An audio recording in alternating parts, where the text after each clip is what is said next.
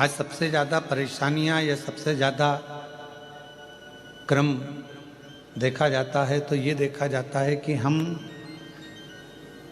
इंतजार में बैठे रहते हैं कि परमात्मा कुछ करेगा, परमात्मा कुछ करेगा, पर परमात्मा तो कहता है कि मैं करने को तैयार बैठा हूं, तू आगे तो बढ़। जब तू आगे बढ़ेगा, कदम बढ़ाएगा तो मैं खुद करूंगा। और ये संवाद हमारे यहाँ एक बार तुलसीदास बाबा गंगा जी के घाट पर बैठे हुए थे और वो लिख रहे थे, सिया राममय सब जगह जाने, पूरा संसार राममय।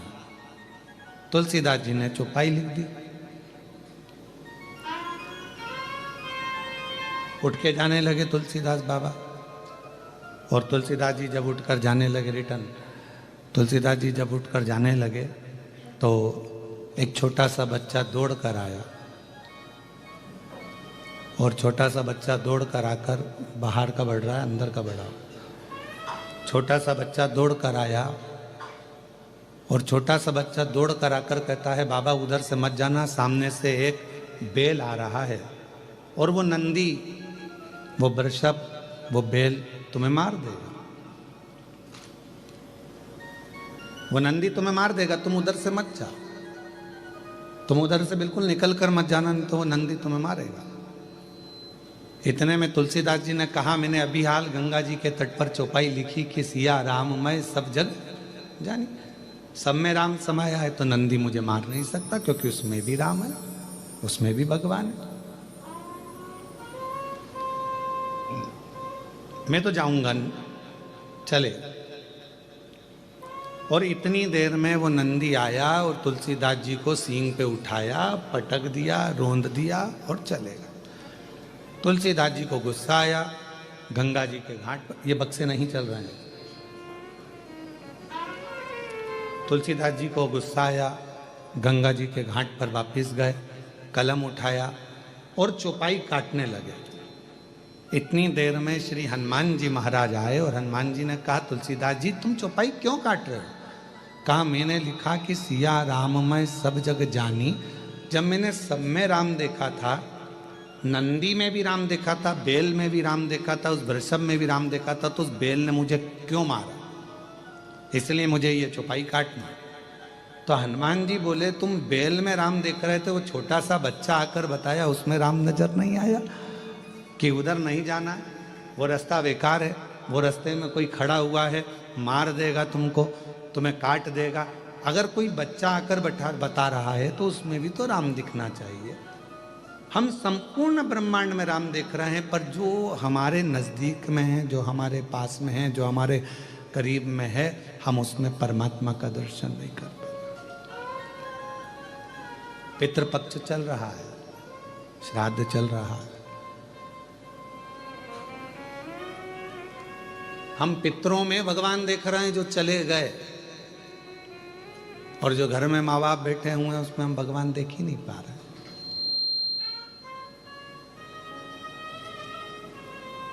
हम संपूर्ण जगत में परमात्मा को देख रहे हैं, पर अपने घर में जो लोग रह रहे हैं, अपने घर में जेठानी रह रही है, देवरानी रह रही है, देवर रह रहा है, जेठ रह रहा है, ससुर रह रहे हैं, सास रह रहे हैं, माता रह रही हैं, पिता रह रहे हैं, बहन रह रही है, भाई रह रहे हैं, जो हमारा कुटुंब रह रहा है, जो हमारा परिवार रह रहा है, वो सब परमात्मा का ही तो एक स्वरूप है।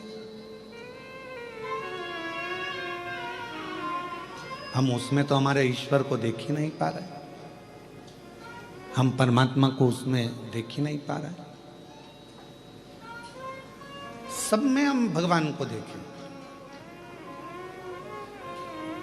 पर जो अपने करीब में है, अपने नजदीक में, हम उससे वंचित हैं, उसमें परमात्मा को देखने से वंचित हैं।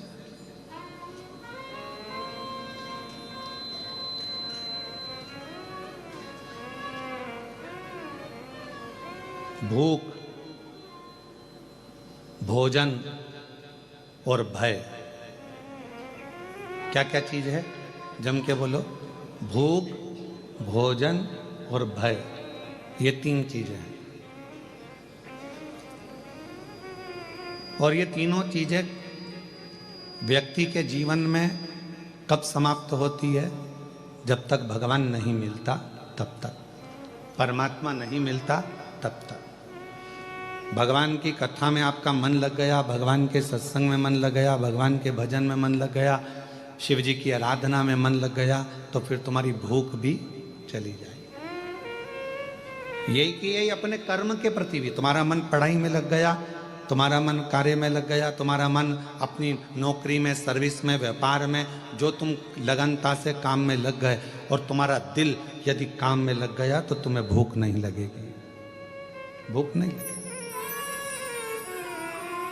पत्नी भी फोन कर कर बोलेगी 1:30 बज रही है, 2 बज रही है, टिफिन भेजा है, कब खाओगे, क्या हो गया, कब आओगे, बार बार वो फोन लगा रही है। पर उसको कौन समझाए कि जब व्यक्ति एक लगन से कर्म के प्रति जागृत हो जाता है, एक लगन से कर्म करने लगता है, परमात्मा की कथा सुन रहा हो, भजन कर रहा हो, कीर्तन कर रहा हो, या अपने कर्म को कर रहा हो, तो उसकी भूख अपने आप चली जाती है, अपने आप चली।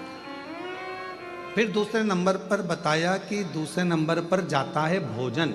भोजन मतलब सामने भोजन रखा हुआ है, सामने बहुत अच्छे पकवान रखे हुए हैं, पर काम में इतने व्यस्त हो जाते हैं, अपने कर्म में इतने डूब जाते हैं, परमात्मा के नाम में इतने डूब जाते हैं कि रखा हुआ भोजन भी अच्छा नहीं लगता, जल्दी जाना है मुझे, अब भी आना। भूख चली गई, भोजन चले गया, और तीसरे नंबर पर है भय। और ये भय कहीं जाता है तो परमात्मा के करीब में जाता है, परमात्मा के नजदीक में पहुंचोगे, भय समाप्त हो जाएगा। कभी आप महसूस करिएगा, कृष्णेश्वर बाबा के मंदिर में 12 ज्योतिर्लिंग में से एक ज्योतिर्लिंग कृष्णेश्वर नाथ जी का जब दर्शन करने के लिए आप मंदिर के अंदर प्रवेश करो, जैसे ही मंदिर के अंदर आप प्रवेश करेंगे और शिखर की छांव में जाएंगे, अपने आप आपका भय समाप्त हो जाता है कि मैं भय से मुक्त, भय से।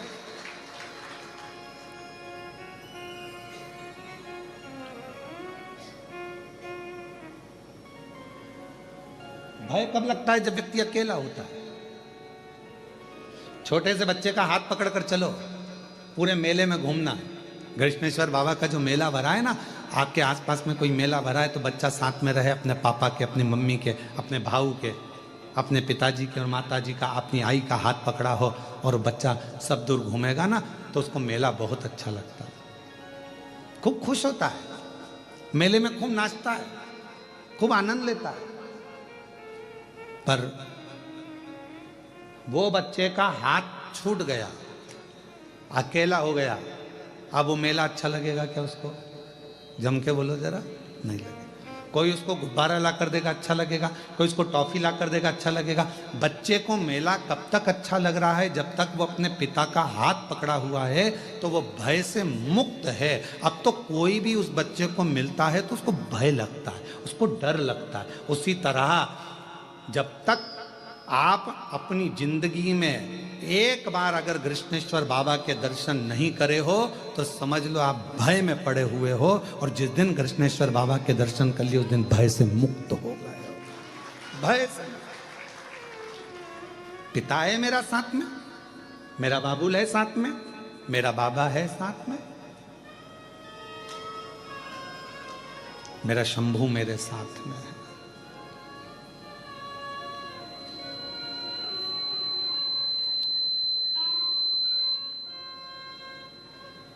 और जब मेरा बाबा, मेरा शंभू, मेरा त्रिकालदर्शी, मेरा कैलाशी अविनाशी साथ होता है, तो फिर भय नहीं होता है, फिर भय नहीं होता।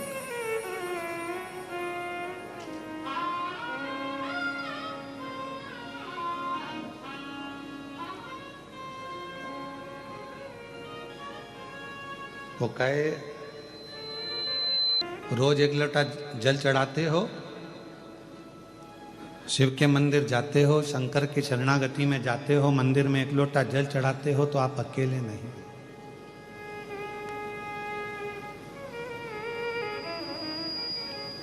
अभी आपको कथा में कहा था कि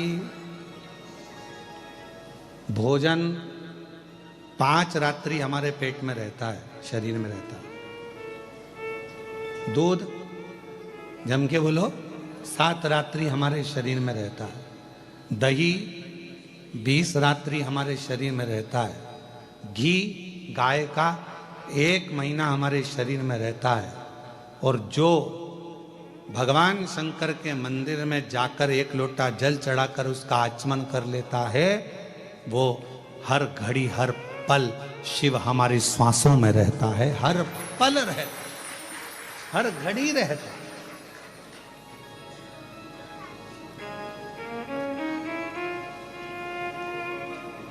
शिव के करीब में हैं तो शिव हमारे साथ हर पल हर घड़ी हर क्षण है। भूख, भोजन और भय शिव के नजदीक में आते से ही चला जाता है। भूख भी चली गई, लगन लग गई, भोजन भी चले गया, मन लग गया और भय भी चले गए। भय भी चले।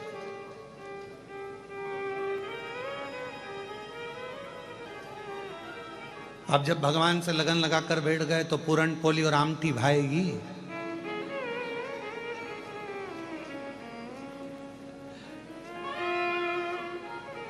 फिर तो आमठी और पूरन पोली भी मिर्ची का ठेसा ही नजर आएगी। फिर क्या बात है।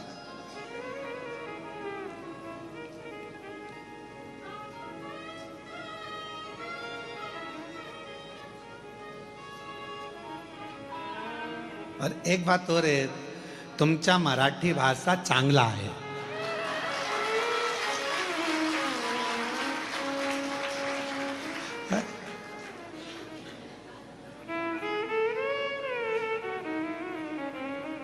और तुमचा जेवण भी चांगला आहे।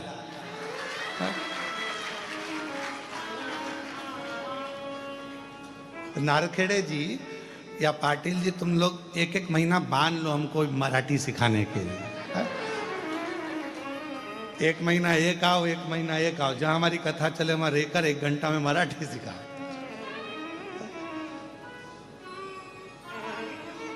अब शिव के जितने करीब में हम कहेंगे कि फिर ना तो भूख लग रही है, ना भोजन भा रहा है, ना भय।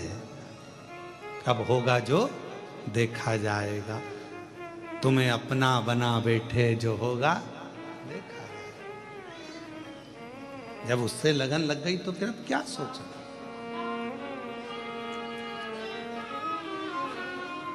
और जब परमात्मा से लगन लगाकर बैठ जाते हैं, जब भगवान से लगन लगाकर बैठ जाते हैं तो फिर कोई भय नहीं रहता। भय। एक फ्लाइट उड़ रही थी, जा रही थी, बच्ची उसमें खेल रही थी। पायलट ने सूचना दे दी क्रैश होने वाली है। ये फ्लाइट क्रैश होने वाली है, ये सूचना मिली। और ऐसी सूचना मिली। जब सूचना मिली कि ये फ्लाइट जा रही है और ये फ्लाइट क्रैश होने वाली है, एक छोटी सी बच्ची को भय नहीं था, बाकी के सबको भय था। महिलाएं रो रही थी, पुरुष रो रहे थे, बच्चे रो रहे थे, पर एक छोटी सी लड़की नहीं रो रही थी। वो नहीं रो रही, वो खेल रही है। उस लड़की से किसी ने पूछा, तुम्हें मालूम है ये फ्लाइट क्रैश होने वाली है, सब मर जाएंगे, सब के प्राण छूट जाएंगे, तुम्हें मालूम है? लड़की कहने लगी, मैं जानती हूं कोई फ्लाइट मिलाइट क्रैश नहीं होगी। उस लड़की से पूछा, तुम्हें कैसे मालूम? पापा है, और मेरे पापा को मालूम है, मेरे पिताजी को मालूम है कि मैं इस फ्लाइट के अंदर बैठी हूं।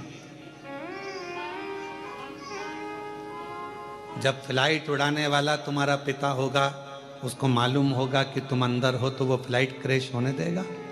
पूरे दम लगा देगा कि इसमें फ्लाइट में मेरी बेटी बैठी है। तुम्हारी जिंदगी में दुख आया, तुमने शिव जी को 1 लोटा जल चढ़ाना प्रारंभ करा, समझ लो कि तुम्हारी जिंदगी में दुख आया है, मतलब फ्लाइट में तुम बैठे हो पर याद रखना फ्लाइट चलाने वाला तुम्हारा पिता कृष्णेश्वर महादेव है। क्यों सोचना, किस लिए विचार करना, क्यों सोचना? हम उस पे आधारित तो हों, हम उस पे आधारित ही नहीं हो पाए तो क्या मतलब का?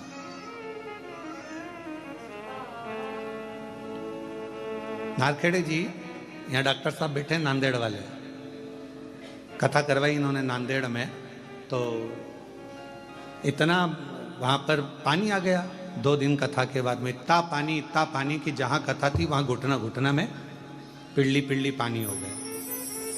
अब कथा इनके घर से ऑनलाइन हुई ना, डॉक्टर साहब बोलते रहे गुरुजी कथा पंडाल में होगी कि नहीं होगी। हमने कहा सब बाबा पर छोड़ दो, तुम ऑनलाइन कथा चलने दो।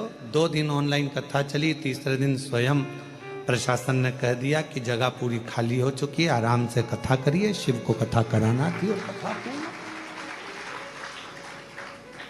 हम जब तक ये सोचते हैं, हम जब तक ये विचार करते हैं कि घर में चला रहा हूं, कथा में करा रहा हूं, परिवार में संभाल रहा हूं, ये सब कुछ मेरा है, तब तक हम भय में जिंदगी जीते हैं। और जिस दिन हमने सोच लिया कि सब कुछ भोलेनाथ का, सब कुछ भोलेनाथ का, फिर भय नहीं रहता, फिर भय नहीं रहता।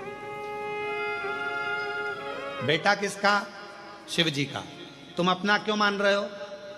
संकल्प छोड़कर कह दो कि ये मेरा बेटा नहीं, ये तो स्वयं जगत गुरु शंकराचार्य जी का एक प्रसंग आता है।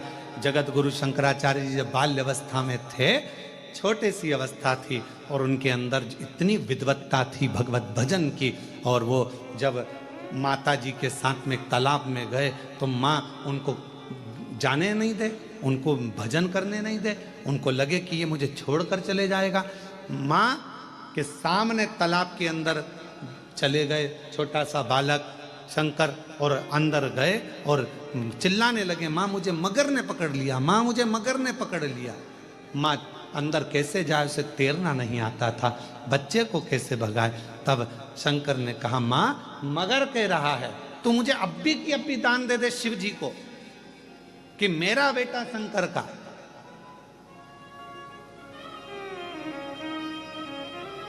तो बच जाऊंगा।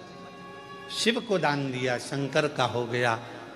आज वो पूरे विश्व में जगत गुरु शंकराचार्य जी ने 4 पीठों का निर्माण कर संपूर्ण जगत को आनंद दिया।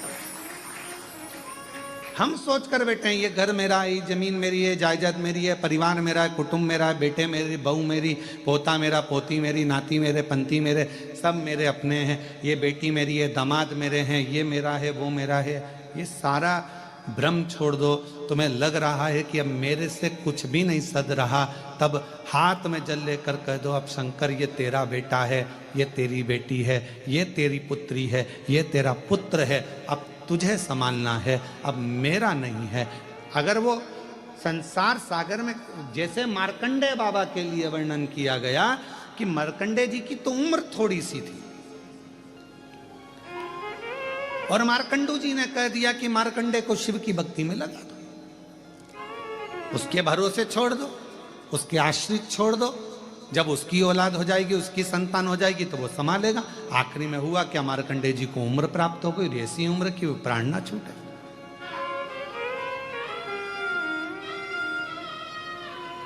हम ब्रह्म में जी रहे हैं। ये मेरा बेटा, ये मेरी बेटी, ये मेरा परिवार, ये मेरा परिवार, ना ना ना। जिस दिन आपने ये विचार कर लिया कि ये सब कुछ मेरे भोलेनाथ का है, मेरा बेटा भी शंकर का, मेरी बेटी भी शंकर की, तब अगर ये मेरा बेटा ठीक है, अगर मेरा बच्चा ठीक हो। और हम कई लोगों से, ऐसे कई लोग आते हैं कुबरेश्वर धाम पर जिनको डॉक्टर ने, कई बीमार लोग आते हैं, हम तो कहेंगे कि बहुत ज़्यादा तबीयत खराब है, स्वास्थ्य ठीक नहीं है, तो हम तो उनसे कहते हैं कि अपने घर